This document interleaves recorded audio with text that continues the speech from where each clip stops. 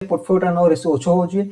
બીજું કીધું કે અમે રિઝનેબલ પ્રાઇસ પર સ્ટોકને ખરીદીએ છીએ, મતલબ જે સ્ટોક્સની વેલ્યુએશન ઓછી હશે એ આપણા પોર્ટફોલિયો અંદર હોવા જોઈએ. તો આપણે જોઈ લઈએ કે પોર્ટફોલિયોની અંદર ખરેખર આ પ્રકારનું જ એમની સ્ટ્રેટેજી એમને અપ્લાય કરી છે કે નહીં.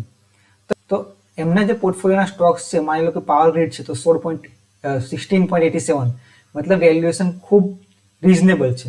કોલ ઇન્ડિયાના 6.93, આઈટીસીની 14.47, કોટક બેંકની 20. તો હવે બેંક છે એટલે એમાં પીબી રેશિયો જોવો જોઈએ.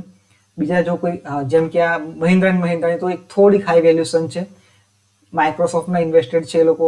આલ્ફાબેટ બહુ રિઝનેબલ વેલ્યુએશન દેખાઈ રહી છે. સિપ્લામાં જુઓ તો રિઝનેબલ વેલ્યુએશન છે. એટલે આ પોર્ટફોલિયોનો પી રેશિયો પણ 18.63 જ છે અને પોર્ટફોલિયોનો પીબી રેશિયો પણ 3.41 છે. મતલબ પોર્ટફોલિયોમાં રિઝનેબલ વેલ્યુએશન છે, જે ફંડે એની ફિલોસોફીમાં કીધું છે તે પ્રકારનું ઇન્વેસ્ટમેન્ટ એ લોકો કરી રહ્યા છે.